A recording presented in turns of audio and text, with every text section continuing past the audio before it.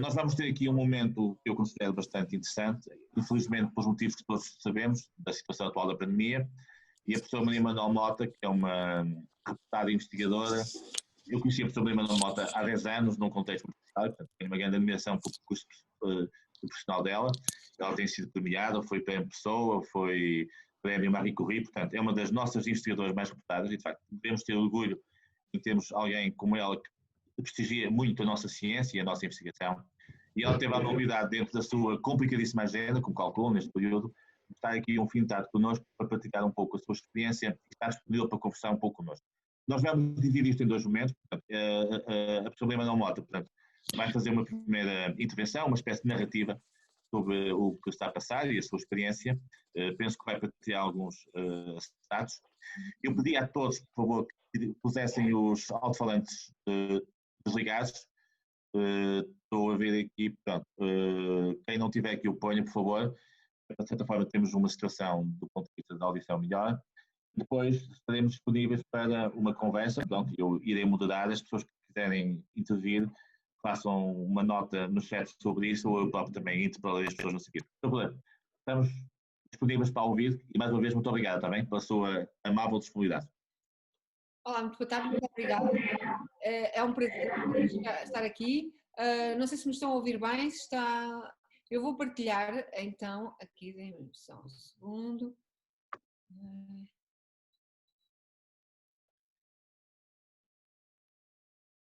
Ok.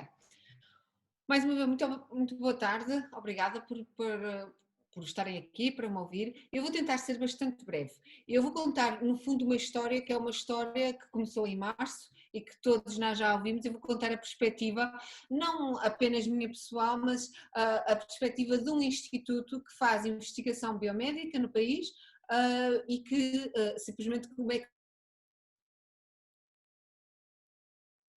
E basicamente, com toda a franqueza, a mensagem principal é acho que estamos melhores numa nação, num país que tem acesso à ciência feita nesse país. Ou seja, é verdade que podemos até nem ser nós a estarmos a fazer as vacinas, mas nós temos que ter uma comunidade de cientistas que informa, que dá os factos e que, no fundo, e vocês vão ver aqui, até dá os braços e as mãos para simplesmente meter mãos à obra e arranjar soluções rápidas, porque no fundo é isso que é um cientista. Um cientista é aquele que resolve problemas e que simplesmente encontra soluções para os problemas daquele momento.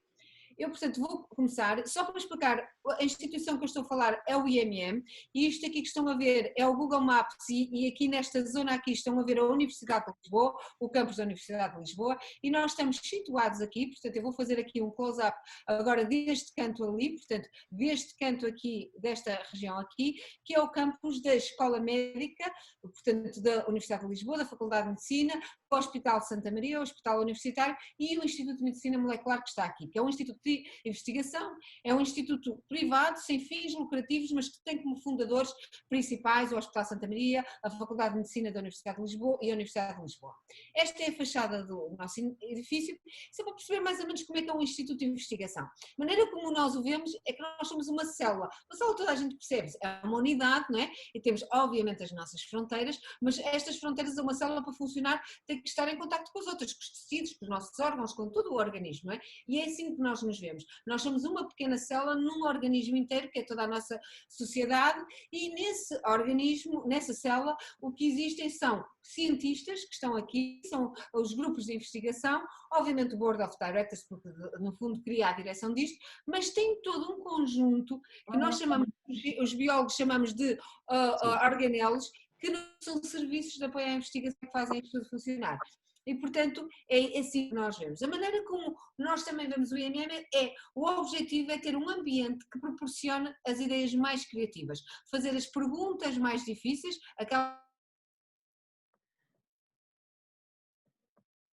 responder. Estamos em todas as áreas, desde as neurociências às infecções, ao cancro, a problemas muitos da biologia, portanto funcionamos um pouco de todo lado. Mas a história que eu estava a contar, que quero aqui contar é exatamente uma história que todos nos apercebemos, que já sabemos de cor e salteada, que foi a doença Covid-19 que chegou a Portugal em março de 2020.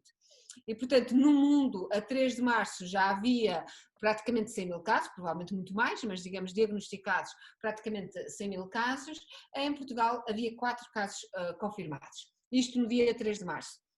Sabemos que pelo dia 16 de março, portanto muito rapidamente, nós já tínhamos quase 500 casos confirmados, já tínhamos cadeias de transmissão, 19 cadeias de transmissão e tivemos um primeiro óbito, ok? E no dia 22 de março foi decretado o estado de emergência. Ora, como é que um instituto de investigação viveu isto? Nós vivemos, e aqui está, porque isto é a apresentação, digamos, oficial do IMM, sei que é a minha fotografia, até peço desculpa agora de repente vi pensei que é esta, mas está aqui, porque, mas a verdade é que o que nós fizemos foi que no dia 10 de março, naquele campus que vocês viram, em que o Instituto está em frente à faculdade e em frente ao hospital, no fundo estamos ali todos e somos todos colegas, 5 dos nossos grupo líderes são médicos, são clínicos no Hospital de Santa Maria. Um destes meus colegas no dia 10 de março telefonou-me à noite e disse, estamos aqui com um problema, já tivemos o primeiro caso de doente dentro do Hospital de Santa Maria, é um caso interno, ou seja, o doente entrou porque era um doente crónico e um doente que está muitas vezes internado no Hospital de Santa Maria e entrou com sintomas devido à doença crónica que tem, foi internado, nunca foi suspeito que era um doente de Covid, nunca foi feito o teste, 10 dias depois mudaram as diretrizes da Organização Mundial de Saúde, todos os doentes com sintomas que ele também tinha foram testados e, surpresa, surpresa, aquele senhor também estava, aquele paciente também estava infectado para Covid. O problema é que tinha estado numa enfermaria normalíssima, tinha estado em contacto com o pessoal hospitalar. E o meu colega, o que estava muito preocupado, é que o Hospital Santa Maria já estava a racionar testes. E porquê? Porque os kits que vinham, que eram de 2 marcas principais, da Roche e da QIAGEN, que eram os kits considerados oficiais pela Organização Mundial de Saúde, vinham racionados para Portugal, eram divididos pelas várias instituições de testagem, hospitais centrais e o Instituto Ricardo Jorge, e eles já não podiam fazer a equipa toda. E este meu colega era membros da sua equipa, eram médicos deste paciente, normalmente, e portanto tinham estado em contacto com ele. Os que tinham estado em contacto direto com ele foram testados, metade deles estavam positivos, mas tinha sido um número muito pequeno que tinha estado em contacto com ele. Todos os outros que tinham estado em contacto com os colegas, mas não tinham estado em contacto com o paciente, já não eram autorizados a ser testados porque não havia testes suficientes. E ele disse-me, isto para mim é uma enorme preocupação, porque agora há um desalento enorme já da equipa, está tudo cheio de medo, etc. Então, o que eu simplesmente fui fazer foi, isto deve ser uma coisa relativamente simples, fui estudar para a internet o que é o teste de diagnóstico do Covid. E usa uma técnica que se chama PCR, todos já ouviram falar agora, não é? Nestes últimos meses, chama-se PCR, é usada em quase todos os 34 laboratórios do IMM para coisas diferentes, para detectar coisas pequenas. No fundo, é uma técnica que detecta quantidades muito pequenas de algo numa amostra do organismo. E então, o que eu na altura primeiro que fiz, aliás até foi convidar a Vanessa Zartulis, que é uma membro da minha equipa, e lhe disse, ela faz PCR praticamente todos os dias para o parasita da malária, que é aquilo que nós fazemos, eu disse, Vanessa, vamos lá estudar isto e vamos ver o que era preciso fazer para, no fundo, mostrar, ter um teste que fosse português, que pudéssemos fazer com os nossos reagentes que temos no laboratório. E a Vanessa, tenho que dizer que logo no dia seguinte, passado 12 horas ou 14 horas, me ligou e disse, Maria, não te preocupes, que isto é muito simples, só temos que, obviamente, já estive em contacto com uma empresa, que é a empresa NZI Tech, que é uma empresa portuguesa, que tem os reagentes todos e em vez de termos um kit oficial, pomos os reagentes separados e construímos o nosso próprio kit com reagentes feitos em Portugal. A NZI Tech disse-me que está preparada para começar a aumentar a produção destes reagentes e, portanto, nós podemos fazer isto. Disse, está bem, mas nós primeiro temos que começar a fazer e começar a ver se realmente está o mesmo resultado. Começamos a trabalhar com o Hospital Santa Maria e, portanto, eles faziam os testes deles lá e mandavam-nos parte da amostra, o resto da amostra, para nós começarmos a fazer os testes. Ora, tudo isto começou dia 13 de março, mais ou menos. Pelo dia 26 de março tínhamos o teste validado, já pelo Instituto Ricardo Jorge. Portanto, tenho que dizer que foi tudo mesmo muito rápido. Em 2 semanas nós tínhamos tudo validado, ok? E mesmo tenho que dizer que as autoridades políticas e de saúde foram muito rápidas nesta fase. Ao princípio nós tínhamos o teste validado entre nós, para nós, mas o Hospital de Santa Maria não queria dar amostras para nós fazermos. E com razão, porque eles diziam, se não está validado, nós não podemos dar um resultado a um paciente sem termos a certeza e apenas ser uma coisa amadora. E então, nessa altura, o contacto que eu tinha no governo era o Ministro da Ciência, porque obviamente é a minha tutela, e começamos a fazer isto e já havia uma enorme queixa por parte dos hospitais que não havia testes, isto e aquilo, e portanto o que fizemos foi um teste às cegas, como se fosse algo que é o standard internacional, um hospital manda amostras para mim, para o nosso instituto, e manda as mesmas amostras, metade dessas amostras para o INSA, e ambos os grupos fazem o seu teste, o que é recomendado pela Organização Mundial de Saúde, o nosso, e fazem 50 testes e veem qual é o. Fizemos isto 2 vezes para ter a certeza que não havia aqui qualquer engano e tivemos 100% de match e, portanto, nós pensamos, ok, estamos prontos a andar e realmente o INSA aprovou isto. O que isto aconteceu é que nós, no dia 30 de março, publicamos online para acesso a todos os institutos de investigação, porque depois pensamos, não é só nós que podemos fazer, há vários institutos de investigação que têm a mesma capacidade para fazer isto e estão distribuídos pelo país todo, desde Braga ao Algarve, toda a gente podia fazer. E a verdade é que 25 laboratórios e instituições científicas se juntaram a este esforço, 12 das quais usaram exatamente o protocolo do IMM. As outras não usaram porque começaram a pensar. A NZITEC também, a empresa portuguesa, começou a não ter reagentes e, portanto, começaram a encontrar reagentes de outra forma. Uns na Galiza, outros aqui, e, portanto, toda a gente começou e ia validando isto com o INSA. E, portanto, a verdade é que nós começamos por ser um país que não tinha praticamente capacidade de testagem e, meio de abril, estávamos com uma capacidade de testagem 3 vezes superior ao do Reino Unido, várias vezes, já 1,5, quase 2, superiores à Alemanha, incrível. E sem dúvida que foi por a nossa capacidade muito rápida de resolver um problema. E é importante dizer aqui algo. Aqui os cientistas, que normalmente estão sempre a inventar rodas, ok? Aqui não inventamos roda nenhuma. Nós simplesmente, se quiserem pensar, é como copiar uma receita culinária, mas dizendo a receita está toda feita com produtos daquele supermercado. E nós dizemos, mas acho que esta marca branca também funciona, isto e aquilo, vamos testar se funciona ou não.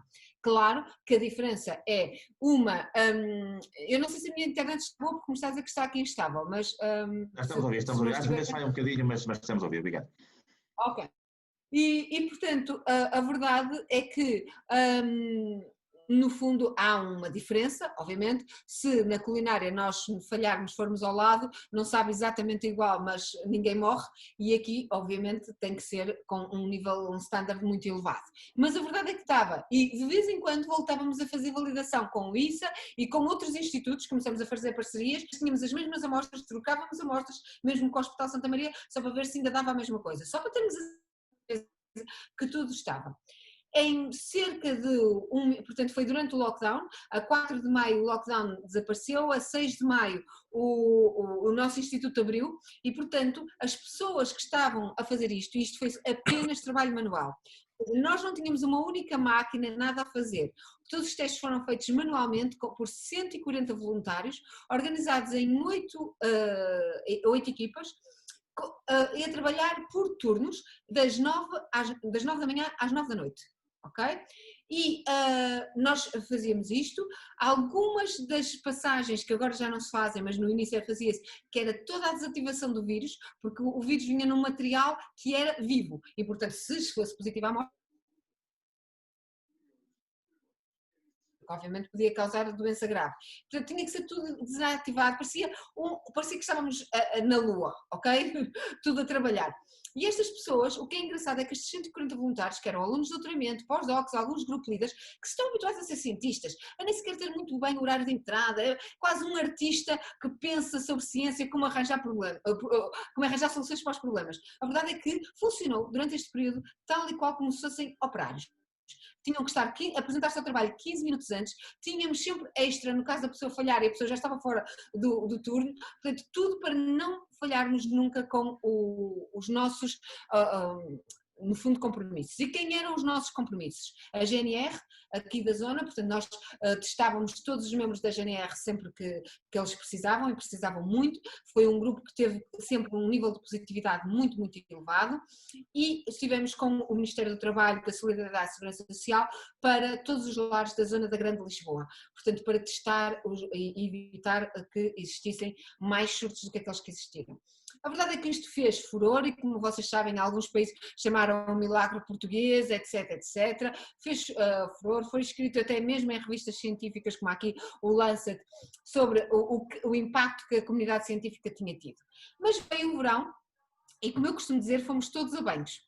Ou seja, nós continuamos a fazer testes, e se na altura estávamos no pico a fazer 800, 900 testes por dia, fizemos 1 ou 2 dias, chegamos aos 1000 testes por dia, a verdade é que depois informámos os nossos parceiros que íamos começar a fazer 500, 600, portanto as pessoas continuaram a trabalhar como regime de voluntariado, mas a fazer os seus trabalhos e portanto só em algumas horas. E dizemos, talvez 500, talvez 600 conseguimos fazer todos os dias, mas a verdade é que tenho que vos dizer que o mês de junho e julho tivemos dias de ter 30, 50 testes a chegar a nós. Parecia que tudo foi a banhos, que desapareceu a pandemia. E não porque nós nos cortávamos, nós tínhamos lá as pessoas para trabalhar, ok? Mas, antes do verão, e depois também vos vou dizer várias coisas, nós tivemos imenso, o facto de termos tido impacto, a comunidade científica, tivemos imenso contactos privados que nos queriam ajudar. E um desses grupos que nos queria ajudar era a Sociedade Francisco Manuel dos Santos e o Grupo Jerónimo Martins, mas que queria também fazer um projeto muito específico. E o projeto era fazer um filme do que era a quantidade de pessoas que estava infectada. E por isso não era usar os testes de diagnóstico, mas era usar os testes serológicos, como vos vou já falar, que era outra task force que nós tínhamos lá, para simplesmente ver ao longo do tempo quanto tempo é que as pessoas mantinham anticorpos, etc. E para fazer isto, vamos fazer um estudo a nível nacional, que eu vou já falar, e um dos membros da Sociedade Francisco Manuel dos Santos quis ir apresentar isto ao Sr. Primeiro-Ministro. E fomos apresentar, eu e ele, e nessa reunião, eu acho que o Sr. Primeiro-Ministro ficou muito bem, ainda bem que querem fazer alguma coisa, etc., mas disse, o que eu estou preocupada é que nós não temos testes suficientes. Ao qual eu fiquei, mas não é possível, quer dizer, nós estamos a oferecer uma capacidade de 500 por dia, e vocês estão-nos a mandar 30, 50 por dia no máximo, neste momento. Disse, mas isto vai abrir as escolas, vai abrir tudo, isto vai ser uma capacidade de testagem muito forte. Então tenho que dizer, com o apoio destes grupos económicos, eles disseram, mas então temos que aumentar. E na altura, nesta reunião, pois, tínhamos que ter a capacidade de fazer 3000 testes por dia, num centro em Lisboa, ok? E nós sabemos como é que vamos fazer isso. E nós estudamos, cientistas, reuniram-se, as pessoas estiveram envolvidas. É impossível com voluntários, porque nem temos espaço para isso, e mais do que isso, as pessoas estão a começar os seus projetos de doutoramento e isso têm que fazer a sua vida, não é? E então, o que é possível fazer com extratores automáticos, com robôs, etc. E então, a Sociedade Francisco Manuel dos Santos e o Grupo Jerónimo Martins simplesmente criaram um laboratório, ok? Nós criamos um laboratório, mas eles deram o dinheiro para a criação desse laboratório, com tudo automático. Temos apenas 8 membros de staff para a parte do diagnóstico, ok? Estamos a aumentar agora. Neste momento já fazemos 1500 testes diários com 8 membros de staff. Estamos a aumentar agora para atingir mesmo os 3000, porque nos próximos dias vão ser necessários. E, portanto, aumentamos imenso a capacidade, bem como também de fazer, digamos, testes serológicos como está aqui. Isto é a maneira como se parece. Estamos no estado universitário, não tínhamos espaço no nosso edifício para fazer isto. Só são 2 ou 3 salas, mas o problema é que estava tudo, obviamente, para outros laboratórios. E fizemos isto, a Universidade de Lisboa arranjamos um espaço no estado universitário e estamos lá localizados. Foi tudo montado em 15 dias. A 12 de setembro estávamos completamente preparados para trabalhar e fazer isto. Tenho que dizer que apesar da nossa primeira task force e provavelmente aquela com maior impacto e com maior visibilidade foi de diagnóstico, nós também desenvolvemos um teste serológico e um biobanco, um banco de amostras de doentes Covid, em que já recolhemos até 27 de novembro mais de 6.000 amostras de doentes Covid. Para que é que isto é importante? Para nós no futuro estudarmos o que é que isto é, porque é que uns morreram, nós temos a história clínica de todos estes doentes e é porque é que uns morreram, outros não morreram, o que é que isto aconteceu. Portanto, todos os doentes que passaram pelo Hospital Santa Maria tivemos amostras do que era possível ter deles. fizemos o primeiro estudo, e que depois eu não trago aqui o estudo científico, mas tivemos aqui o primeiro estudo em que mostrou que nós tínhamos anticorpos, e naquele mês começaram a sair estudos da América, disto e daquilo, nós temos anticorpos em pessoas, porque nós tínhamos desde os primeiros que no Hospital Santa Maria que surgiram, durante 7 meses que tinham anticorpos contra o vírus que causa a Covid-19. E, portanto, que são boas notícias. Fizemos para a Universidade de Lisboa, fizemos várias coisas, mas uma das coisas que fizemos que é muito interessante é que estamos numa colaboração com o Banco de Doadores de Sangue, em que estamos a selecionar doadores de sangue que simplesmente têm grandes níveis de anticorpos. Porquê? Numa fase como esta, em que nós, muito importante, ter SORs de pessoas que sobreviveram, que têm níveis de anticorpos muito altos e que possam ser injetados. Todos ouviram do presidente dos Estados Unidos, Trump, quando ficou infectado, levou um coquetel de anticorpos, o coquetel de anticorpos é um coquetel feito e muito caro, custa provavelmente 60, 80 mil euros cada dose. Obviamente não há a possibilidade de tratar isso num grande número de pessoas, mas há a possibilidade de transferir soro de uma pessoa que tem esses anticorpos naturalmente e transferir para outra que é um dador de sangue. E estamos a trabalhar para isso, para selecionar e fazer um banco nesse sentido. E o que fizemos foi, e já fizemos o primeiro screen disso, foi saber quantas pessoas, nós fizemos isto em setembro, quantas pessoas é que já tinham alguma vez tido contacto em Portugal com o SARS-CoV-2 e que tinham anticorpos para este. E, portanto, nós fizemos isto por densidade populacional, regiões de baixa, média e alta densidade populacional e também por dos 18 aos 54 e acima dos 55 anos. E sabemos, nós temos completamente um cenário claro de que os abaixo nas regiões de mais densidade populacional são aqueles que no fundo contribuem bastante para a transmissão. Mas assim também as pessoas correm. Sabemos que a idade é o maior fator de risco, então quando está associado a outras doenças, ou obesidade, ou outro tipo de fatores de risco, ou diabetes, etc., é um problema gigantesco, mas a verdade é que a diferença entre eles é praticamente nula. E isto é algo que deve preocupar muito, e isso que agora está a observar tantas mortes, porque no Natal tivemos todos juntos, as gerações todas, e é isto que está a causar tantas mortes neste momento. Claro que também começamos, 2 membros da nossa equipa da comunicação, que são os únicos membros da nossa equipa de comunicação, não foram voluntários, continuaram a fazer o trabalho deles, mas agora a informar a população sobre o Covid e, portanto, fizemos vários webinars sobre, que chamávamos Vamos Falar de Ciência, e em que estavam abertos ao público e as pessoas faziam perguntas aos cientistas sobre aquilo que quisessem, sobre as dúvidas que tinham sobre o SARS-CoV-2. E tentamos fazer isso nos meios de comunicação e internacionalmente isto teve bastante impacto à atividade científica de Portugal nos meios de comunicação. Mas tenho que dizer, provavelmente a campanha que tivemos para o público que mais nos orgulhamos e que teve mais impacto aconteceu há 2 semanas, ok? E ainda está a acontecer, e foi 4 vídeos, e eu tenho que vos dizer porque é que aconteceu.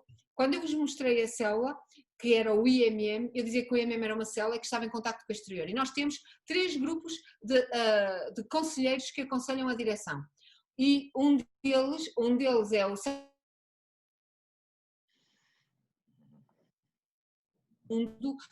etc., que nos aconselham como é que o IMM deve ir. O outro é um Industry Advisory Board, que é produtos que nós possamos desenvolver e chegar às pessoas e portanto, eles ajudam-nos. Mas depois temos um conselho que nós chamamos de Conselho Societal. São membros da sociedade diversa, intelectuais, mas também arquitetos, advogados, isto que nos aconselham de como comunicar com a sociedade.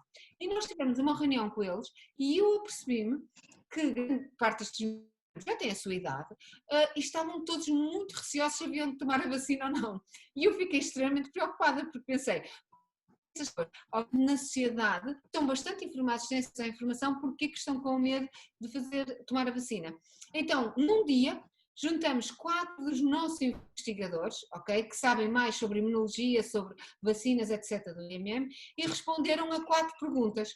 E eu peço desculpa estarem aqui em inglês, porque nós fazemos isto em inglês e em português, mas obviamente são em português.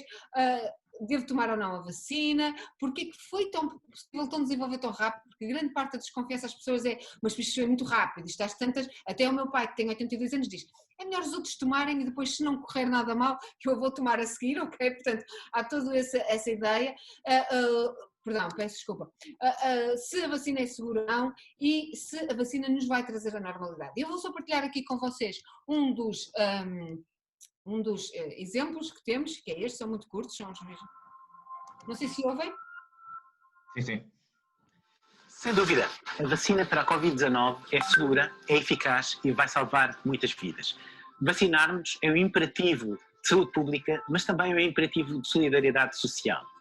A vacinação dos grupos mais vulneráveis vai permitir protegê-los de uma infecção que pode ser fatal. Mas também as pessoas fora destes grupos prioritários vão ser protegidas das complicações da infecção.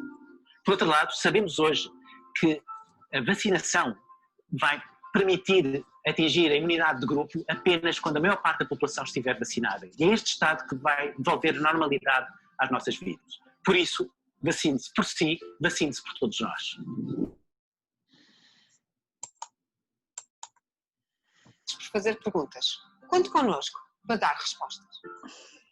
E, portanto, no fundo, agora só para fazer um resumo e vou mesmo agora terminar, é só mesmo para deixar que a verdade é que uma instituição que está e que as pessoas muitas vezes pensam que está longe da sociedade e que está lá a tentar resolver coisas muito a longo prazo, pode simplesmente, porque treinou pessoas há longo tempo para resolver problemas, meter as mãos à obra e simplesmente poder contribuir das mais diversas formas. Mas tenho que dizer que nada disto teria sido possível se não tivéssemos tido a ajuda de vários pessoas privadas, alguns até individuais, que fizeram doações de todo tipo de níveis. Tivemos, por exemplo, aqui é sempre acho sempre piada, a Benetton, que a um determinado momento soube que havia voluntários e ofereceu a cada voluntário um polo. E eu pensei assim, o que é que nós vamos fazer com os polos? Mas os voluntários ficaram felicíssimos, ok, de ter um polo. Portanto, houve realmente uma grande ajuda de todos e isso foi mesmo muito importante. E portanto termino por aqui. Muito bem. Mandela, acho que foi muito interessante. Depois, se pudesse partilhar comigo a apresentação, está bem? Claro. Se possível, que eu depois partilho. Manda-me isso. Muito bem. Vamos agora iniciar então este período de debate, que penso que vai ser também muito interessante. Eu só pedi às pessoas que fossem muito sucintas nas questões que vão colocar, para que de facto possamos ter aqui tempo para uma discussão que seja mais alargada e com mais pessoas. O professor Paulo Faustino gostava de fazer a primeira questão, eu vou-lhe passar a palavra. Agradecia que fosse breve e depois temos outras pessoas que já manifestaram-se à vontade. Força, Paulo. Obrigado, Jaime. Obrigado, Manuela, por estar a partilhar connosco este momento. Tenho apreciado bastante o seu percurso e, de facto, para além da dimensão de investigadora, gosto muito do seu sentido empreendedor na ciência, que nos faz falta bastante. Bom, muito objetivamente a pergunta é a seguinte. Falou da testagem, que durante um período, de facto, tivemos uma performance bastante interessante e depois começámos a diminuir e, sobretudo, falou ali daquele período de verão. E eu pergunto, esse período de verão não teve a ver também alguma diminuição da testagem com aquela gestão do turismo em que quanto mais testes se fazia, mais casos eram identificados naturalmente e foi preciso gerir a nossa imagem externa? Essa é uma questão. A outra, muito rápida, é, digamos, há alguns estudos que apontam que o Covid surgiu muito antes da China, por exemplo, através das águas em Barcelona e não sei o quê, já se aplicaram alguns estudos desse género. Portanto, antes do vírus da China, eu por acaso estava a dar aulas na China quando o vírus começou e, portanto, veio cambiar depois para Portugal e depois não pude voltar lá. Mas, no fundo é isso, só alguma evidência que possa ter iniciado antes, porque às vezes, obviamente, também há aqui muitas notícias falsas, de estudos, digamos, através das águas de esgotos que apontam para terem surgido situações de Covid antes disso. Portanto, basicamente, só estas duas. Manuel, queres juntar duas ou três questões ou preferes responder uma a uma? Como é que preferes? Conversávamos, não? Está bem, sim, senhor, força então. Muito bem.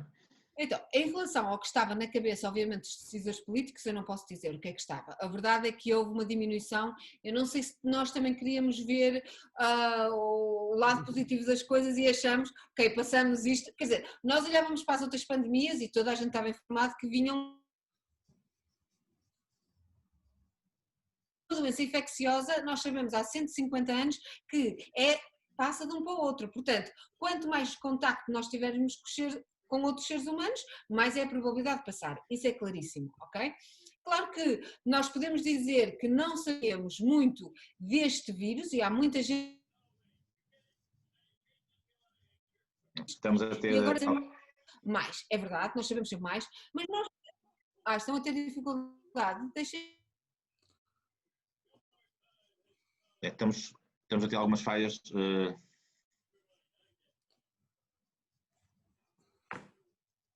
Maria Manuel, ficámos sem. Está melhor agora ou não? Eu tive. Sim, agora está melhor, agora está melhor. Tem que se colocar, se calhar, numa zona melhor. Eu mudei de rede porque às vezes isto muda de uma para a outra. E, portanto, o que eu estava a dizer é que às vezes decisores políticos, há por um lado provavelmente uma vontade de poupar dinheiro, porque obviamente os testes são são bastante caros, mas tenho que dizer que nós fazemos no IMM, mesmo o acordo que nós temos com o Serviço Nacional de Saúde, nós não fazemos o dinheiro dos privados, portanto nós fazemos praticamente o preço de custo. Estão a ter dificuldade? Não, de vez em quando falha, mas agora estamos a ouvir, talvez é uma questão de colocação, a internet às vezes tem essas coisas, okay. Muito bem. E portanto, eu não lhe posso dizer o que é, mas o que é certo é que nós abrandamos, e aliás os números dizem isso mesmo, não é? Portanto, os números... Essa é uma das críticas que se aponta agora, realmente. Exatamente. Muito bem. E eu acho que nós não soubemos nos preparar para o inverno, aí é que eu acho, nós fomos muito bons a reagir, não fomos bons na manutenção. Eu acho é típico. Dizendo isto, em relação à origem do vírus, que é a sua segunda pergunta, até agora não existe qualquer evidência que não foi em Wuhan, ok? Há muitas teorias, mas não há qualquer evidência que aponte que não foi na China e em Wuhan. E os esgotos podem ser bons para medir, e eles podiam já lá estar antes, até já podiam estar em Wuhan antes, portanto nós não sabemos. Agora, eles não surgem dos esgotos, um vírus tem que estar num animal. E, portanto, tem que haver a passagem de um animal para o ser humano e adaptar-se ao ser humano. Portanto, temos de ter essa noção. Muito bem. Jorge Gomes, sei que também queria colocar uma questão, também se pudesse colocar, mas de forma breve, está bem? Eu escrevi, mas vou aqui fica mais entendido poder falar. Antes de mais, também muito obrigado pela sua apresentação, foi extraordinária. E isto é um daqueles temas que nos tem acompanhado nos últimos 10 meses e que a todos parece dizer respeito, e não estamos sozinhos neste barco, não é? Aparentemente o resto do mundo também está connosco. Eu tenho várias questões, mas vou apenas dirigir uma e depois, se houver lugar e houver tempo, eu faço mais uma. Que é a seguinte, acho que uma das grandes surpresas nos últimos meses foi a rapidez com que a ciência médica conseguiu colocar no mercado um tão grande conjunto de vacinas. E há aqui várias questões. Em primeiro lugar, como é que isto foi assim tão rápido? Ou, por outro lado, a questão pode ser colocada ao contrário, como é que era super lento antes, não é? Com as primeiras vacinas. E em segundo lugar, também uma questão relacionada com esta, é como é que tantas organizações em simultâneo conseguem colocar no mercado tantas vacinas diferentes, quase todas ao mesmo tempo, porque vamos ser inundados por vacinas nas próximas semanas, não é? E isto penso que seja inédito na nossa história. Muito obrigado. Claro, eu vou já dizer a todos, aconselho verem os 4 filmes, ok? Cada um tem 1 minuto, são muito curtos, um deles é exatamente esta pergunta, mas eu vou fazer aqui também um resumo. Primeiro que tudo, esta tecnologia, especialmente a tecnologia da RNA, elas são várias vacinas e são muitas tecnologias diferentes, mas a que foi a maior surpresa foi a tecnologia da RNA, mas é uma tecnologia que tem cerca de 15 anos. E eu conheço um dos fundadores da Moderna em Boston, porque eu fui durante 5 anos professor visitante à Harvard Medical School e lembro-me de há 3 anos estar num jantar em Boston e ele a dizer, pá, nós não temos a certeza se vamos conseguir sobreviver porque temos uma vacina para Zika, isto e aquilo, já baseado no mesmo tipo de tecnologia, mas não há dinheiro para andar com ela para a frente. E portanto, porque ninguém acreditava muito. E então o que aconteceu aqui? A tecnologia estava lá, havia uma vontade do mundo todo de surgir algo muito novo e não só apostar nas tecnologias antigas porque ninguém sabia se iam ser boas o suficiente e portanto apostar em tecnologias novas, havia o dinheiro ilimitado, nenhuma destas empresas foi-lhe criado qualquer limitação de dinheiro, ok? Muitas cabeças a pensar tudo que estava a fazer, vacinas para a Zika, para a malária, para isto, para a Universidade de Oxford, o principal cientista que está a desenvolver a vacina de Oxford é um tipo que até há 9 meses atrás estava a desenvolver uma vacina para a malária, não é? Portanto, tudo isto, todas as cabeças começaram a pensar no mesmo problema, para a mesma resolução, E houve dinheiro ilimitado e depois tivemos as autoridades que, no fundo, dão aqueles pareceres. Normalmente, um colega meu diz-me, que é um entrepreneur nos Estados Unidos, diz: quando nós submetíamos, sabíamos que só no ano seguinte é que o FDA sequer olhava para os nossos papéis, porque simplesmente eles querem ter a certeza se nós não mandamos correções, isto e aquilo, aquilo. Agora, os papéis entram no dia seguinte, estão a ser observados. Portanto, há todo um processo que todo o mundo ficou afunilado para isto. No entanto, dizendo isto, e também tenho que dizer isto com clareza, eu não acho, e não outro dia estive numa discussão, então e agora, vamos conseguir a vacina para a malária ou não? Ou seja, porque eu trabalho em malária, estando a tentar uma vacina há décadas, ok? Já houve 3 prémios Nobel para a malária e não temos uma vacina que tem mais do que 30% de eficiência.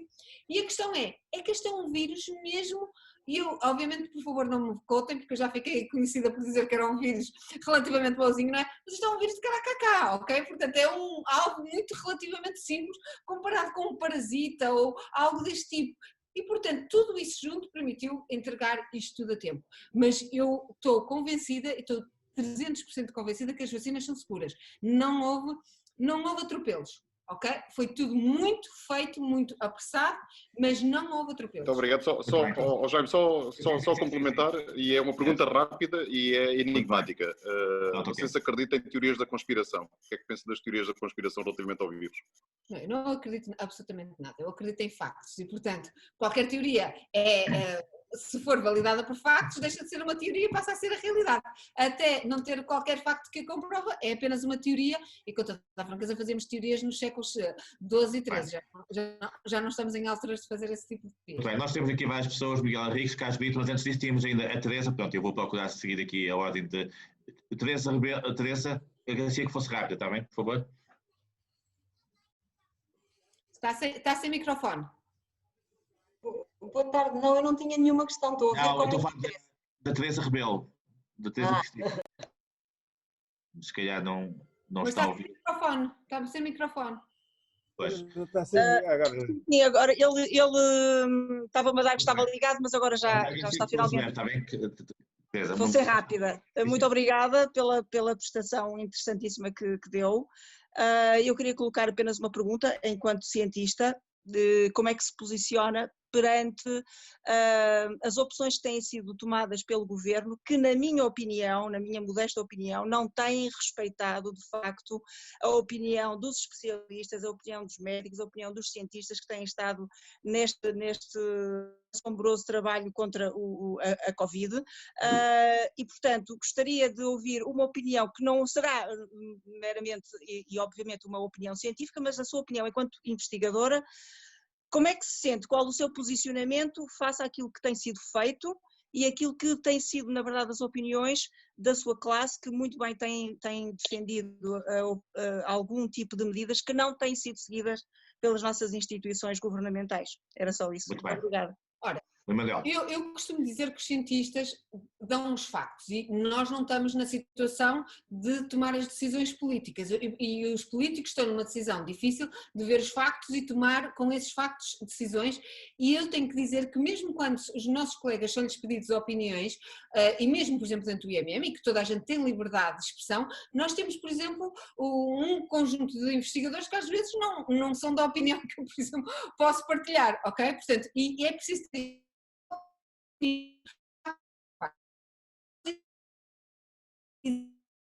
não há volta a dar, e todos os imunologistas, virologistas, é que isto é uma doença infecciosa e passa de um indivíduo para o outro e portanto nós temos que evitar, mas também sabíamos logo desde o início que é um vírus que passa através da boca e de respirar, etc, e portanto a máscara, o lavar as mãos, a etiqueta, a higiene respiratória seriam mais ou menos fáceis de manter, não haver abraços, não haver beijos, etc. E portanto isto foi o que foi feito e está. Agora, eu já disse há pouco e volto a dizer, eu acho que a primeira reação foi reação, sem dúvida, mas houve uma grande reação. Eu vi de todas as partes e do governo, mas das instituições, e não precisam de ser do governo, toda a gente reagiu. pessoalmente, acho que fomos muito bons a reagir, fomos muito maus a planear depois da reação. E que eu sou franca, eu fui um bocado naiva, porque eu pensei que eles estavam a preparar tudo. Eu até dizia assim, eles não estão a fazer testes agora, porque estão a planear exatamente como é que vamos começar a fazer testes de forma organizada, porque até agora fomos todos um bocado ao monte e não é assim que se pretende fazer. E está a fazer cálculos matemáticos para saber quantas pessoas na população devem ser vacinadas, e para mim foi estipulado em setembro que não havia preparação nenhuma. E, portanto, eu aí tenho que dizer que foi onde o país falhou. Há várias coisas em que nós falhamos. Foi um falhanço em nós fazermos a manutenção da primeira reação que tivemos e que não podia ser àquele nível, tinha que ser a um nível muito mais organizado, tenho que dizer, não é? Mas tinha que ser e houve tempo. Felizmente temos um verão longo o suficiente, este vírus parece custar menos, temos muito tempo ao espaço livre, portanto tínhamos tido esse tempo todo para organizar e aí eu acho que nós falhamos. E depois falhamos agora completamente nas medidas e aqui sim, acho que a opinião política, digamos, a decisão foi de acordo com os factos científicos, que foi termos um Natal como se nada fosse. Okay? Termos um Natal em que as pessoas sentiram, e mais do que isso, que aí foi grave, é que ao mesmo tempo estávamos a pôr a cenourinha à frente, que era a cenoura da vacina, vêm aí as vacinas, e portanto as pessoas começaram a ter, isto já está resolvido. E as vacinas vêm aí, mas as vacinas vão demorar muito. Eu pessoalmente, possivelmente, eu vou fazer 50 anos dentro de um mês ou dois e, portanto, eu não serei vacinada pelas minhas contas antes do final do ano, no princípio do próximo ano. E, portanto, temos aqui um problema grave. E, sem dúvida, aí acho que foi uma decisão política. E eu percebo, as pessoas estão fatigadas, é muito difícil tomar esse tipo de decisões, também entendo, mas para mim foi a decisão errada. Muito bem. Passamos agora ao professor Carlos Brito, também gostava de colocar uma questão. Muito boa tarde, começo por lhe dar os parabéns pelo fantástico trabalho que tem vindo a realizar ao longo destes meses e a minha pergunta tem a ver com as mutações dos vírus. Tanto quanto sabemos, este vírus está a ocorrer, é normal que ocorra. A pergunta que eu lhe coloco é o seguinte: é expectável que venham a ocorrer mutações que transformem ou que tornem inúteis as vacinas que temos atualmente disponíveis? Não. A resposta é um sério não, ou seja, até podem diminuir um bocadinho a capacidade, mas estamos a falar com vacinas que têm uma eficácia tão grande. As vacinas o que vão fazer é que o nosso organismo cria anticorpos para toda a proteína que está a ser feita. E, portanto, mesmo que haja uma mutação aqui, o outro anticorpo que se liga aqui provavelmente deixa de se ligar, mas o que se liga aqui continua a ligar. Portanto, porque nós fazemos o que nós chamamos uma reação policlonal de anticorpos. Fazemos muitos anticorpos, não fazemos só um tipo de anticorpos. Se, por exemplo, um cocktail de anticorpos que é dado, como foi dado ao presidente Trump, etc., provavelmente pode ter que ser feito um novo cocktail, porque era feito exatamente e agora deixou de fazer. Que não sei se vai ser o caso ou não para estas variantes, atenção. Mas é porque é feito um anticorpo específico. Mas a reação do nosso organismo não é assim. A nossa reação do organismo não é monoclonal, é policlonal. E, portanto, vai fazer muitos anticorpos contra a proteína toda, e se não for aqui, vai ser ali. E, portanto, à partida não é expectável que as vacinas percam a sua eficácia de um momento para o outro. E, portanto, seria, e todos os meus colegas imunologistas dizem que não quer dizer que não diminuam, mas em vez de ser 95% até pode chegar aos 80%, mas se lembra a Organização Mundial de Saúde se considerava um sucesso ser acima de 50% de eficácia. Portanto, acho que não estamos ainda a correr esse risco. Mas isso também porque é um tipo de vírus como é este, o coronavírus. Não muta com muita facilidade, é um tipo de coronavírus que muta e portanto o que está a acontecer é natural, mas não é como um vírus influenza, que é os vírus que causam a gripe, e esses são aqueles vírus que estão sempre em mutação, e esse aí seria outro tipo de história. Muito bem. Temos o Rogério Carapuça, mas antes disso temos o Miguel Henriques e depois passo ao Rogério Carapuça. Miguel, penso que tinha aqui também uma questão para colocar.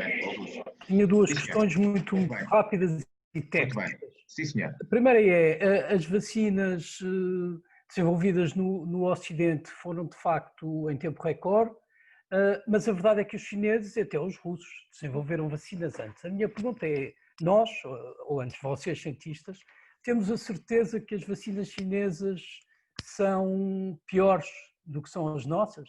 Essa é a minha primeira pergunta. Eu acho que não temos a certeza, mas também não temos a garantia, ou seja, só quando Portanto, as organizações, quer a FDA nos Estados Unidos, quer a EMA na Europa, se as aprovarem, eu confio completamente, porque o standard vai ser este. Portanto, há um standard fixo que estas instituições só autorizam uma vacina em território europeu e em território americano se for acima desse standard. Quando eles aprovarem, eu ainda não vi os dados, portanto não posso dizer se são melhores ou piores. Eu não partiria do princípio que são piores, atenção, ok? Porque não há razão nenhuma para isso. A China tem uma capacidade científica brutal que desenvolveu nos últimos anos, ok? Claro que nós deixamos sempre desconfiados de regimes que são ditatoriais e que obviamente é tudo muito escondido e não é tudo claro. Mas para serem aprovados pela FDA e pela Europa, eles terão que se passar por esse crivo. E portanto, não sei se vão querer passar ou não por esse crivo, mas só chegarão ao nosso organismo se passarem esse crivo. E se passarem esse crivo, eu diria que estamos confiantes de que podemos, tanto faz, tomar essa como qualquer outra. Obrigado pela resposta. Outra questão. Outra questão é muito rápida ainda, é mesmo um detalhe.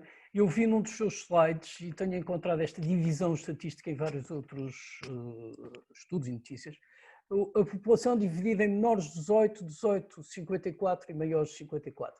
Nomeadamente escalão 18, 54, o que é que justifica um escalão tão alargado e tão extenso? A razão porque temos hoje, aliás nós estamos a escrever o artigo científico deste estudo serológico, mas foi assim, um colega nosso dizia, mas porquê que escolheram estes 3 escalões? E a razão foi, a Moderna foi a empresa que pôs isto, porque foi o primeiro ensaio clínico que saiu de fase 1, só para saber se era seguro, e tinha escolhido estes 3 grupos, e eu disse, não vamos escolher outros grupos diferentes, e acho que os outros acabaram por seguir a mesma coisa, porque simplesmente, se começarmos a escolher, depois dizem, mas não está adaptado ao que vai ser para a vacina, porque obviamente estes testes serológicos agora são muito importantes para fazer um filme de quem é que já teve contacto com o vírus, mas também nós vamos fazer, e agora vamos já avançar, portanto nós fizemos 13.000 voluntários no país todo, nas ilhas, etc. E agora vamos já avançar com mais 3.000 voluntários, destes 13.000, os que estão negativos, escolhemos 3.000 espalhados pelo país todo para voltarmos a repetir, só para ver se ficaram entretanto positivos ou não, não é? E os 500 que ficaram positivos são voltar a repetir, que é para saber quanto tempo é que mantém os anticorpos, portanto vamos fazer isto. E nós mantemos isto, mas quando as vacinas forem introduzidas, também vai ser muito importante termos um grupo de pessoas vacinadas versus não vacinadas, os anticorpos são iguais ou não. E portanto, por isso é que escolhemos este grupo. Mas tenho que lhe dizer que foi a Moderna, a empresa em Boston, que no fundo foi a líder nisto, fez este grupo de escolha. E eu acho que eles fizeram este grupo de escolha, que é para terem ainda também autorização. Tinham que ter acima dos 55. E depois é verdade, dos 18 aos 55 há um espaço gigantesco de pessoas muito diferentes, há desde estudantes, ainda universitários, a pessoas trabalhadoras e a adultos quase, quer dizer, muito estabelecidos. Mas a verdade foram eles que escolheram e nós seguimos esses passos. Muito bem. Rogério Carapuça, por favor. Obrigado, Jaime. Parabéns. Tudo bem? Parabéns à Leonora. Ela que dá os parabéns. Muito bem. Não, eu estou a dar os parabéns naturalmente ao Jaime por organizar isto e à Maria Manuel pelo seu trabalho, naturalmente. Eu queria colocar uma questão que é, penso que uma das questões que correu mal foi a gestão de expectativa, ou seja, no início falava-se que, ok, vamos fazer aqui um esforço durante 2 meses para que no verão isto esteja melhor e tal. Ora, eu, inspirando um bocadinho nos exemplos da história, não que eu perceba nada disto, mas olhando para o que aconteceu em 1919, sempre admiti num timing de 3 anos para nós conseguirmos controlar este vírus. Qual é a sua sensação sobre o timing? É verdade. Eu tenho que dizer que eu própria, que sou cientista, ok? E quando naquele dia 10 de março aquele colega meu me telefonou e disse vamos fazer isto, e eu comecei a correr como se fosse apanhar o autocarro a 100 metros de distância, ok? Eu estava a fazer um sprint para 100 metros. Obviamente nos dias seguintes eu percebi-me logo, ok, isto não vai ser uma corrida de 100 metros, isto vai ser uma corrida de 5.000 metros, ok? Uma coisa qualquer assim. E rapidamente depois me apercebi, isto vai ser uma meia maratona, uma maratona e às tantas agora acho que é uma ultramaratona daquelas que as pessoas andam dias e dias a correr, ok? E é verdade, eu não sei como é que isto se faz politicamente, como é que as instituições fazem isto, mas é verdade que as expectativas não foram muito bem trabalhadas com a população e parece que estamos sempre em perda. Ou seja, estamos sempre a pedir mais, não é? Parece que é aquela coisa de que nunca se está contente e estamos sempre a pedir mais à pessoa e a pessoa chega a um ponto que diz, estou farta, não é? Portanto, eu acho que aí, sem dúvida, que também é um falhanço, é a gestão de expectativas que é tão importante, ok? Nós sabemos isso quando trabalhamos numa instituição científica, numa equipa, quer dizer, as pessoas todas querem ter o paper na Nature, não é? Mas nós sabemos que só 0,01% é que vão ter um paper na Nature. E como é que nós gerimos isso, não é? E claro que nós também queremos que os chefes de grupo todos tenham. E aqui é um bocadinho, eu acho que, especialmente porque correu muito bem no início, e a verdade é que correu muito bem. Nós agora, quando olhamos para os nossos números, versus tudo o resto da Europa e praticamente o mundo todo, exceto o mundo asiático, isto correu muito bem. Agora, temos agora que olhar para os números também para quem é que correu melhor, sempre melhor que nós. E foram os asiáticos. Foi o Japão, foi a Coreia do Sul, foi Singapura. E alguns deles têm densidades populacionais altíssimas. Maria Manuel, e eu agora colocava uma questão que era, e porquê é que os asiáticos correram melhores agora? Eu acho que há aqui várias questões, ok? Primeiro porque são um grupo, e que não se pode dizer se Portugal, porque acho que Portugal obedeceu bastante bem, mas estão muito habituados a obedecer. É-lhes pedido algo muito direto e fácil, ok? Claro que alguns destes estados, como por exemplo o estado de Singapura, é um estado de uma autoridade até diferente, não é? Aquilo nem é bem uma ditadura, nem é uma bem democracia, aquilo é quase gerido como uma empresa, não é? Há, digamos, os CEOs, um CEO que escolhe uma equipa e que dirige aquilo e portanto, mas as pessoas estão muito habituadas a passar um dia na prisão porque usaram uma pastilha elástica de estrangeiro, quer dizer, portanto, não parece ser uma coisa que as pessoas consideram estranhíssimo, não é? E portanto, eu acho que há um lado isso. Há um outro lado, e que eu tenho que dizer que aí falar contra a ciência, e eu própria, que é os asiáticos estão muito habituados, especialmente para os grupos que vivem em grande densidade populacional, na China, obviamente, mas todo o Japão, etc., Coreia, estão muito habituados a usar máscara no período de inverno, no período da nossa época viral. Exatamente. Eu devo dizer que quando há muitos anos atrás, em 93, fui a primeira vez para fora, foi a primeira vez que eu andei de avião, fui fazer o meu doutoramento para Londres, e eu entrei num avião em Londres para depois ir a um congresso, passado 2 meses, e entrei para ir, acho que foi a Amsterdão, e de repente entrei e havia várias pessoas de máscara.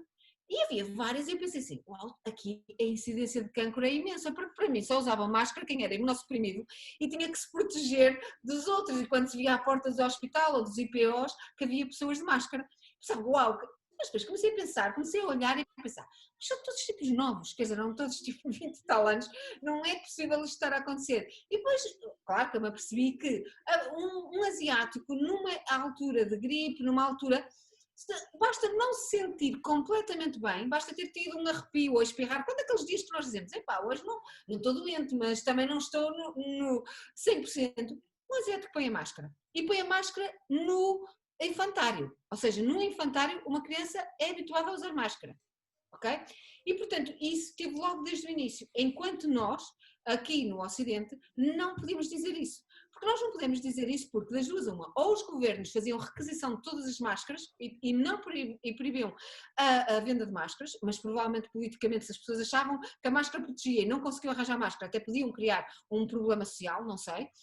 Ou nós não podemos dizer às pessoas que a máscara podia salvar, porque as máscaras, nós estivemos a fazer testes, ok? Com máscaras que criamos nós à mão, tivemos meios de alunos de doutoramento do nosso instituto que fizeram máscaras para as pessoas no IMM fazerem os testes, porque todas as máscaras que tínhamos às centenas no instituto, porque no instituto existe sempre, demos todas para o Hospital de Santa Maria, porque não havia suficiente.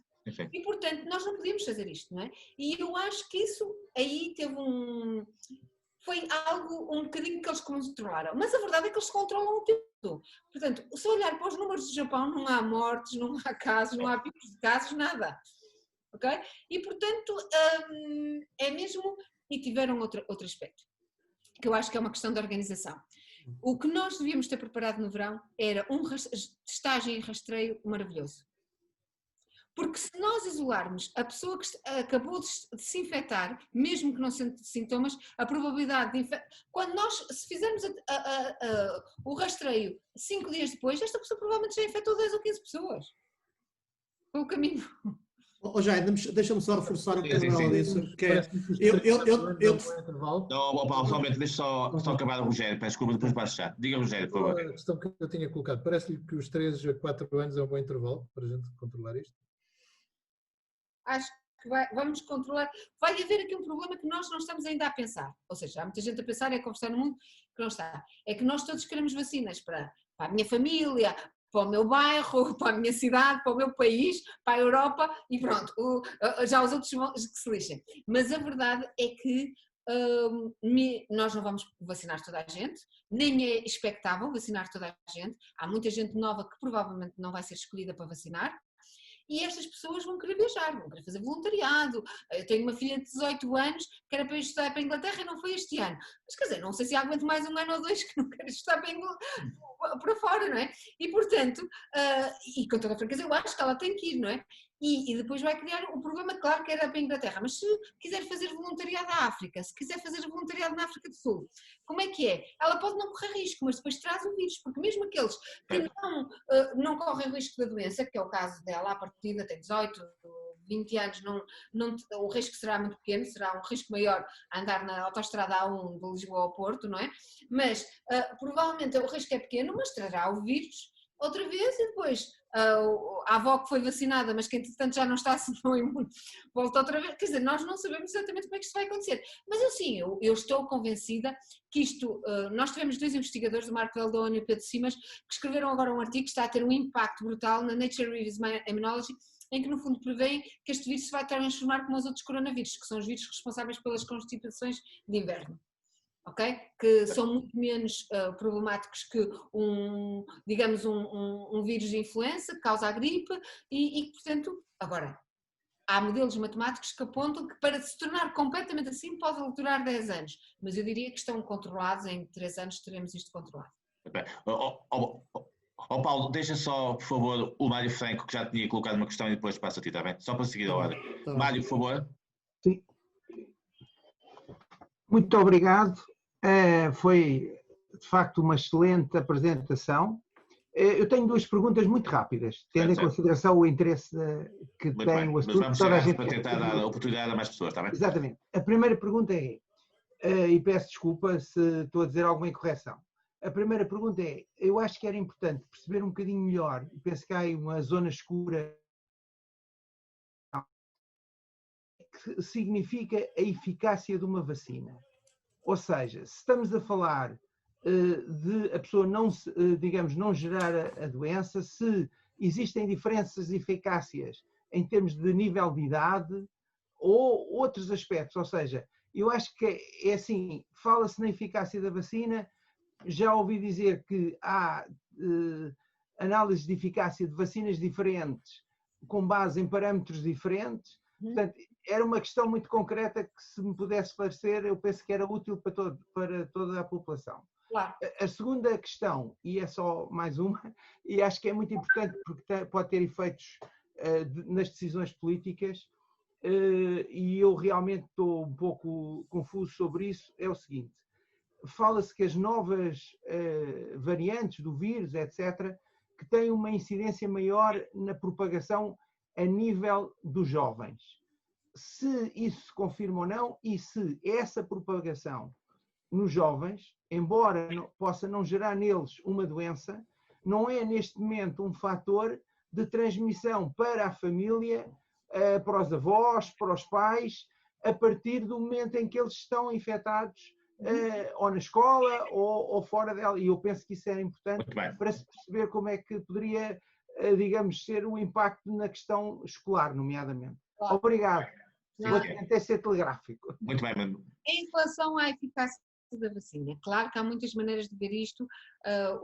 Digamos que os trials todos, quer da Pfizer, quer da Moderna, quer da Oxford, que são aqueles que nós já conhecemos, os dados já estão publicados, estão analisados, etc., já entraram com vários grupos etários. Mas os mais jovens não têm mesmo crianças e, portanto, é um grupo que à partida não vai ser para já vacinado logo imediato. Não há que haja risco nenhum, mas não entrou é um grupo que à partida não tem doença e, portanto, à partida para já. Dizendo isto, está a ser feito o maior trial de sempre com a Pfizer. Israel fez um contrato com a empresa Pfizer e, portanto, está a ter vacinas, não sei se têm ideia, mas 80% a 85% das pessoas acima dos 60 anos em Israel já foram todas vacinadas, ok? Portanto, estamos a falar de imunidade de grupo já nesse grupo etário, ok? E temos uma grande parte da população já vacinada. Temos acima de 2 ou 3 milhões de vacinas que já deram numa população que tem a mesma dimensão que a portuguesa. E, portanto, Israel vai ser, e a maneira como eles estão a receber estas vacinas todas, versus a Europa, foi porque se ofereceram para todos os dados, a Pfizer ter acesso a todos os dados para poder ter um grande trial. E isto vai ser muito importante para nós, portanto, não temos que estar ao mesmo tempo um bocado irritados porque eles estão a ser vacinados e nós não, porque vai ser importante, os dados que vêm dali também vão ser importantes para todos e portanto temos nisso. E portanto, claro que há diferenças eficácias com certeza a pessoas a partir de uma certa idade, não achamos por um lado que há muitos cientistas que dizem, e será que pessoas acima dos 70, 80 anos realmente fazem anticorpos em quantidade suficiente? Porque o sistema imune, obviamente, como tudo na idade, começa a estar mais debilitado e pode não conseguir. Mas a verdade é que a vacina da gripe vem mostrar que estas pessoas fazem anticorpos com muita facilidade. Então, numa vacina que é 95% eficaz, provavelmente, mesmo que façam menos 10%, não tem importância absolutamente nenhuma. Portanto, mas saberemos muito em breve tudo isso, ok? E saberemos como é diferente. E sabemos que também está expectado o mais jovem de crianças para sabermos se realmente tem o mesmo tipo de eficácia, etc. Portanto, eu acho que em breve, ou seja, os dados já são bastante bons para a Pfizer, para a Moderna e para a Universidade de Oxford, mas tenho que dizer que eu acho que vão ser bastante melhores nos próximos 6 meses, 6 meses, ok? Com os dados que vêm de Israel. A segunda pergunta, desculpe, mas agora não me recordo exatamente o tema. Qual era? A primeira questão era sobre se os parâmetros da medição da eficácia eram... Não, a segunda questão, Mário. Sim, e a segunda tinha a ver se, nomeadamente nas novas variantes, essa... a questão dos jovens não se infectam e a partir daí, mesmo sem desenvolver a doença, transmitem a outros. Claro, mas deixe-me só dizer, mesmo em relação à primeira pergunta, é verdade que em relação aos parâmetros de eficácia, os parâmetros de eficácia foram muito simples, foi ou não o aparecimento da doença e depois se as pessoas estavam ou não infectadas, ok? Com sintomas ou não.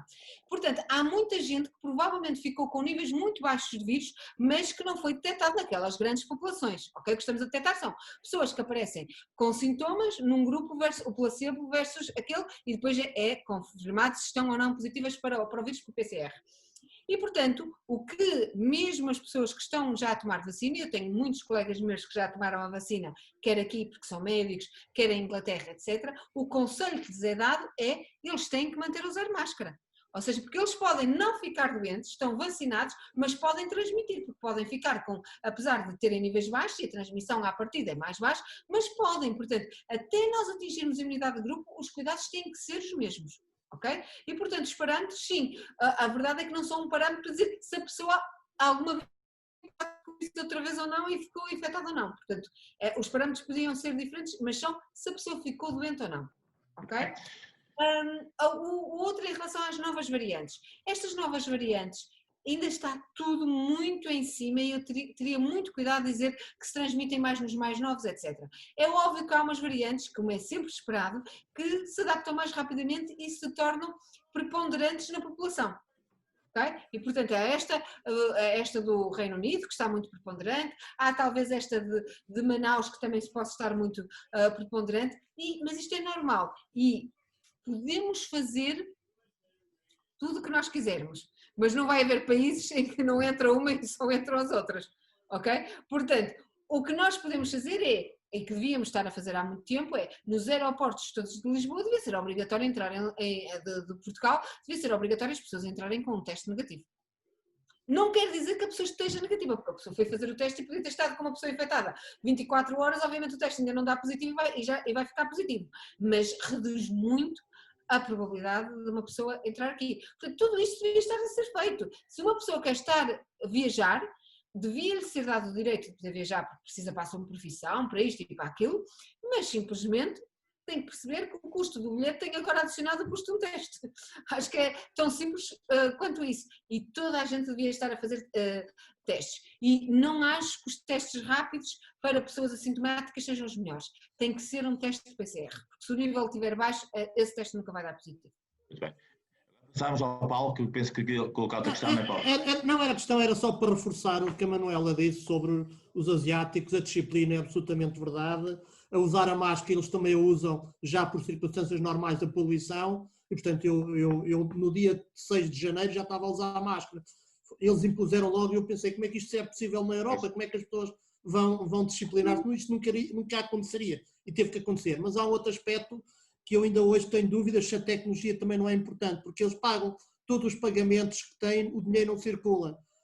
Não sendo virologista, não percebo nada do assunto, em que medida é que o contacto com moedas, com notas, enfim, isso também não propaga o vírus, e eles utilizam muito o WeChat em todo lado, o dinheiro não circula, sobretudo nas maiores cidades. Não sei se isso também não será um fator. É assim, nós no início estávamos muito preocupados com as superfícies, não é? Sim. E não tão preocupados. Não parece ser uma fonte enorme de contaminação, mas é, atenção, quando eu digo que não é a principal, não quer dizer que ela não exista, ok? Portanto, é preciso ter cuidado. E por isso é que devemos estar sempre a lavar as mãos, não é? E isto é verdade para todas as doenças infecciosas. Grande parte onde nós aumentamos, não sei se os presentes têm noção, mas em 1800 a esperança média de vida no mundo inteiro, e era igual na Europa, em África, etc., estamos a falar 1800, ok? Na viragem para o século XIX, era 29 anos, ok? Não era diferente aqui do que ser em África, era muito parecido. E a grande mudança foi a higienização, e claro, depois os antibióticos e as vacinas. No fundo, foi a descoberta de que há doenças infecciosas que são causadas por organismos que não são nossos, que vêm de fora. E, portanto, o simples lavar das mãos, a Rainha de Inglaterra só tomava banho uma vez por ano em 1800. Okay? Portanto, obviamente, hábitos de higiene foi o que salvou milhões de vidas e portanto, eu uma vez, é muito engraçado porque eu costumo dizer que os meus pais vivem no Porto e eu muitas vezes meto-me no carro, sábado de manhã, apareço à hora do almoço, vou buscá-los a casa só para vou com eles ao restaurante, almoçamos, para a minha mãe não ter que estar ali na cozinha, isto e aquilo, almoçamos, etc. E vamos, isto antes da pandemia, não é? Obviamente agora não fazemos isso, mas antes da pandemia fazemos isto. E é engraçado, os meus pais podem ter saído de casa e a verdade é que fizeram de manhã, estiveram em casa e provavelmente até lavaram as mãos antes de casa, mas mesmo que não lavassem, quer dizer, tomaram banho de manhã, arranjaram-se, etc. E eu fui buscar-los à hora do almoço de sábado. E os meus pais chegam ao restaurante e vão um de cada vez, que é sempre que têm ali um hábito qualquer, sentam os dois à mesa. E o meu pai pergunta, Né, vais tu primeiro ou vou eu? E a minha mãe diz, não, vou eu primeiro. Então, eu não ficar sozinha à mesa, ok? Então a minha mãe vai primeiro, lava as mãos, senta-se e vai meu pai lavar as mãos. E depois meu pai diz-me sempre assim, conseguimos incutir este bom hábito desde miúdo. Isto já era antes da pandemia, portanto, tem pessoas que obviamente ainda viveram com a tuberculose, com isto, etc. E que obviamente lavar as mãos era mesmo muito importante. E, portanto, não estão, nunca se sentam à mesa sem lavar as mãos. E é um hábito bastante... Maria Manuel, a propósito, agora deixa-me fazer uma questão. A propósito da questão da máscara, acha que a máscara veio para ficar ou não aqui nos países ocidentais? Como é que acha que nós, portugueses e os europeus, vão reagir à máscara no futuro? Eu acho que vou ficar, porque acho que muitas pessoas viram o benefício, obviamente, primeiro, mas atenção, e eu vou-lhe já dizer qual é o senão. O meu colega virologista, o Pedro Simas, diz-me, atenção, não pode haver uso maciço de máscara. Se há uso maciço de máscara, temos um inverno inteiro que não temos qualquer tipo de gripe, a que vier a seguir é terrível, ok? Porque não temos qualquer tipo de imunidade, a que vier a seguir mata imenso.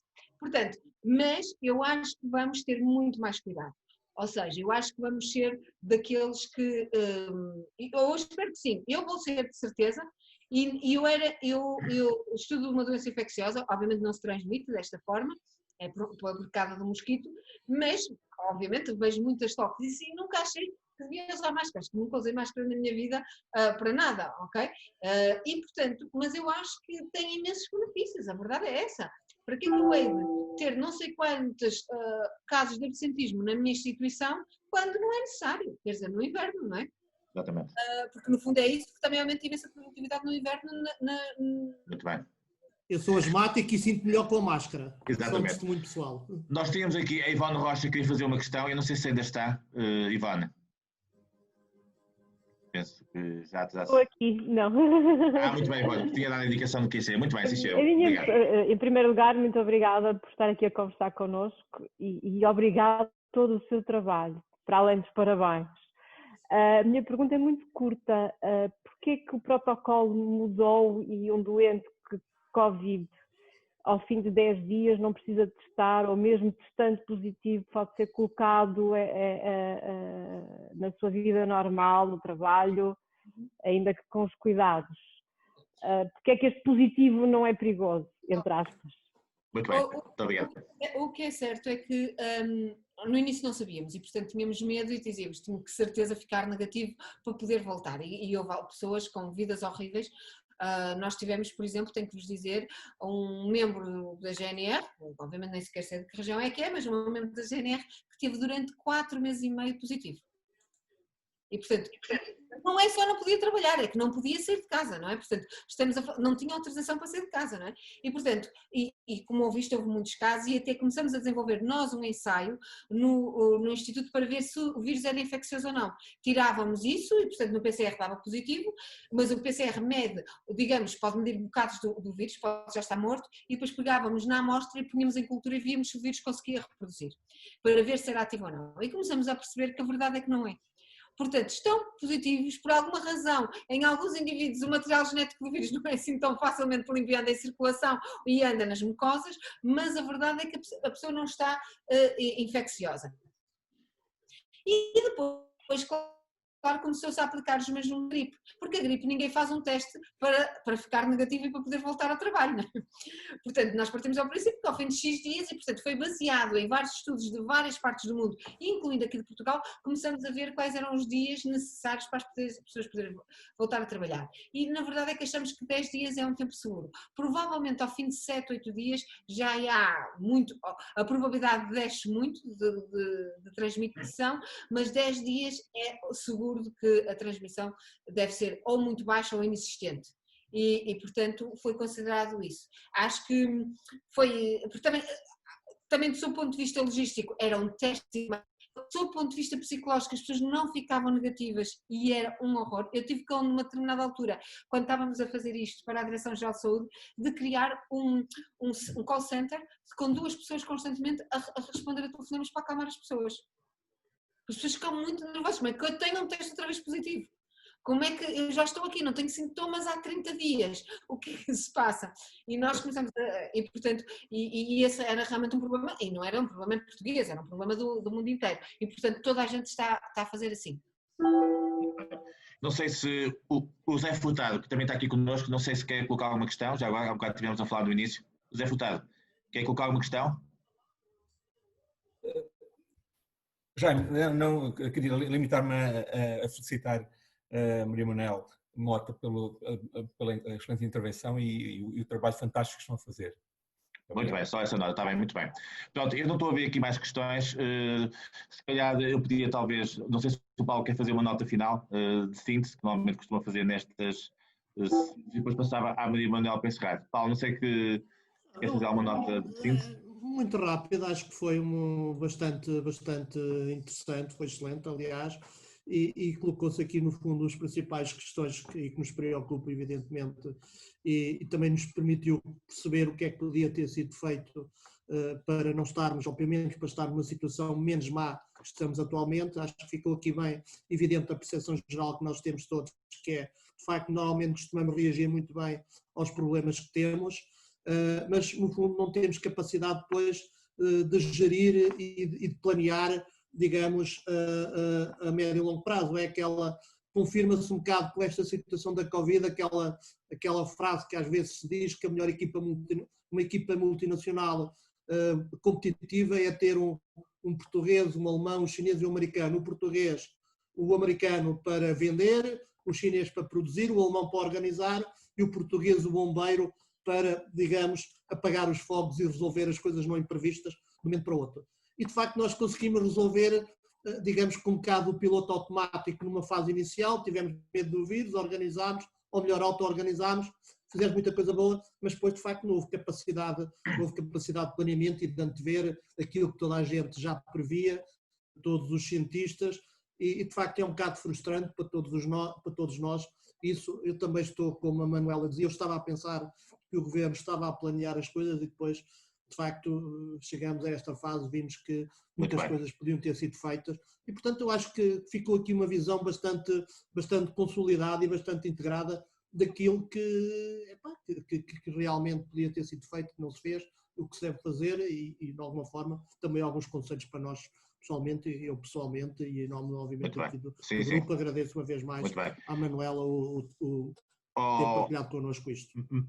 Maria Manuela, eu vou-lhe pedir no comentário final, mas tínhamos aqui uma pessoa que ainda queria fazer uma questão, pronto, vamos só a título excepcional, eu não aleluia, mas agradecia que fosse muito rápido, que é para depois a Maria Manuela, com a resposta, encerrar, está bem, que já estamos com o tempo. Nuno, por favor. Muito obrigado, Jaime.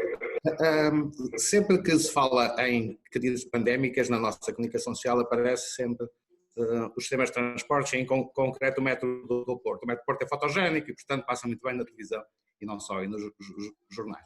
Curiosamente, os países mais bem-sucedidos no combate à pandemia são aqueles que têm o uso de transporte coletivo e de metros e de transporte ferroviário mais intenso, que são os asiáticos. Portanto, eles não só são grandes utilizadores de transportes, como empacotam mais pessoas por metro quadrado do que se consegue fazer na Europa e nos Estados Unidos. Enfim, no hemisfério norte, de uma forma geral.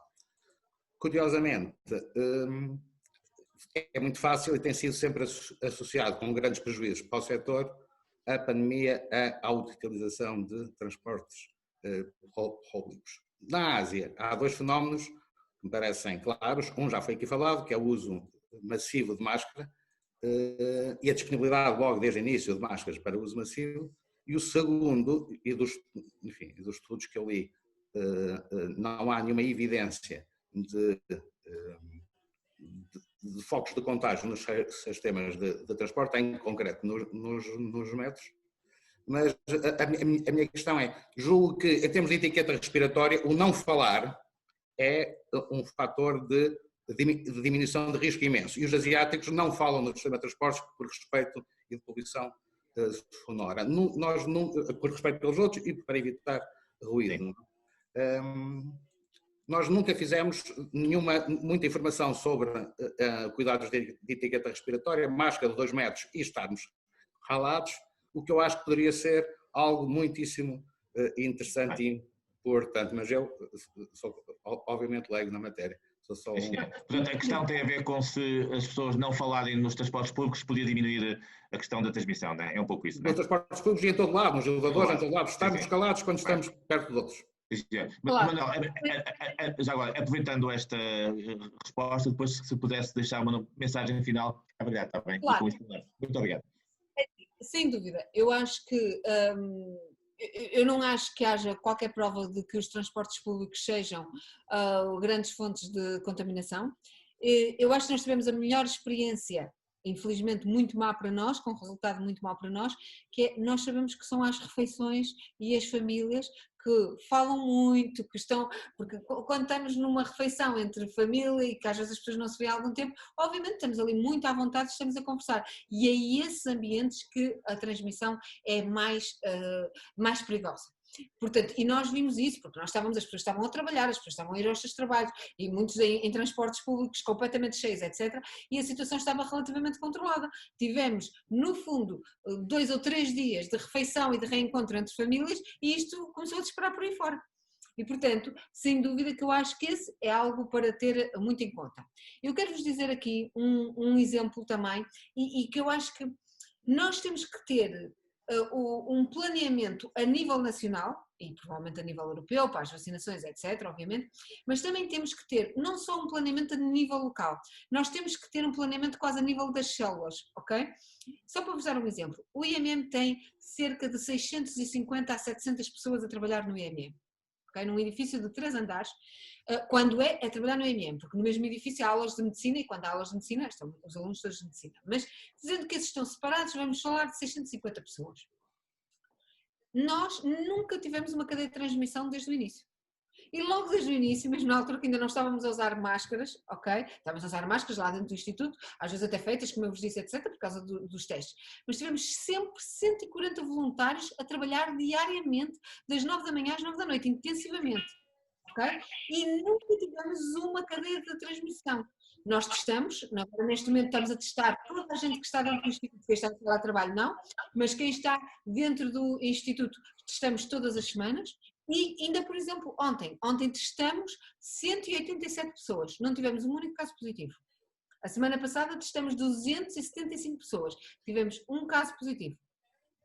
Okay? Uma pessoa e que depois, 2 dias depois, desenvolveu sintomas. E, portanto, detectamos mesmo logo no início. Enfim.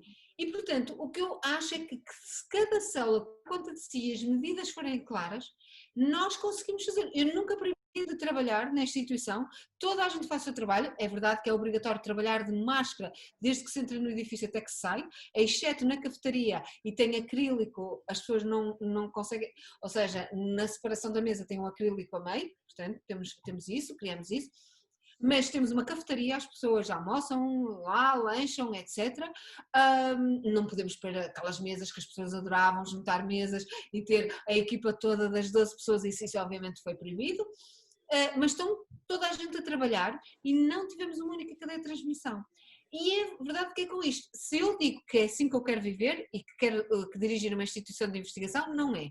Porque para a ciência é muito importante o convívio, é muito importante as pessoas debaterem-se ideias e por isso é preciso aquelas conversas tipo, não, tu não estás certo, eu estou certo isto, e obviamente uma acrílico à frente não vai permitir ninguém discutir deste tipo de maneira. Ou ter máscara dentro dos laboratórios não é a mesma coisa. Mas enquanto temos esta situação, é melhor viver assim e as pessoas continuarem a fazer as suas funções para a sociedade do que começarmos a ter surtos por todo lado. Portanto, o que eu estou a dizer é que é possível não ter surtos se nós respeitarmos determinado tipo de regras. E, portanto, eu deixo aqui, eu acho que eu 2021 escrevi, antes de ser este surto, e eu sou franca que no dia 24, quando cheguei às 7h15 da noite à casa da minha irmã e vi o bairro dela e vi carros estacionados já por cima dos passeios, etc, e pensei, meu Deus, está tudo em casa uns dos outros, e vai ser bonito. Mas também deixo aqui uma mensagem de esperança, as vacinas vão nos resolver a situação, não tenhamos a menor dúvida. Okay? Temos de ter calma, okay? Não vai haver vacinas para toda a gente logo quando queremos, mas as vacinas vão resolver a nossa situação e temos que dar apoio para que a ciência desenvolva mais vacinas, ou seja, nós não queremos só que seja a Pfizer e a Moderna, etc. Em todo o lado do mundo tem que haver novas vacinas porque há países que só esperam poder receber vacinas em 2024. Penso que Angola já só está marcado para 2023 receber vacinas e provavelmente Moçambique depois, que é mais pobre. Portanto, nós estamos aqui a falar de situações e que dizemos assim, tá bem, não só, primeiro vamos salvar a nós, mas é que nós vivemos no mundo global, portanto, não adianta muito salvar uns e não salvar os outros. Com toda a franqueza, portanto, eu acho que nós temos aqui que pensar um pouco global, mas eu acho que a mensagem é de esperança. Nós não é agradável viver assim, não é o melhor, mas vamos ter tempo para viver, com toda a franqueza de quem eu tenho mais pena, mas também são aqueles que sofrem mais, são dos mais velhos, porque eu acho que o tempo para eles, as pessoas com 80 ou 90 anos, o tempo para eles está mesmo a contar, está a contar para nós todos nós sabemos isso, mas, e podemos ter até menos tempo com muitos deles, não é? Nunca saberemos, mas a verdade é que há uma sensação de emergência, de urgência para fazer, mas ao mesmo tempo também são eles que temos que proteger, portanto é aguentar um bocadinho, ter aqui um bocadinho de resiliência e manter mesmo as regras. E eu a todos peço para, na vossa célula, manter esta regra, porque não adianta nada nós sermos contra o que os outros fazem, mas fazermos, na nossa família não há problema porque eu tenho que dizer que eu tenho uma mãe de 82 anos que durante o lockdown, eu só soube depois, em março, foi todos os sábados à cabeleireira, ok, com 82 anos, e disse-me no final quando eu o descobri, porque a minha filha de 18 anos ao falar com ela se esquece com a neta, e me fez isso, não acredito que tu fizeste isso. E a minha mãe disse, a Rita é uma senhora de confiança, que é a cabeleireira, okay? Portanto, se é de confiança estamos todos descansados. E portanto eu acho que aqui temos que pedir todos na nossa célula para contribuirmos. Muito bem. Manuel, muito obrigado também por esta excelente conversa. Se depois me puder mandar a apresentação também, isso agradecia para partilhar com todos. Claro. E votos de sucesso. E obrigado a todos pela excelente sessão, está bem? Foi um prazer.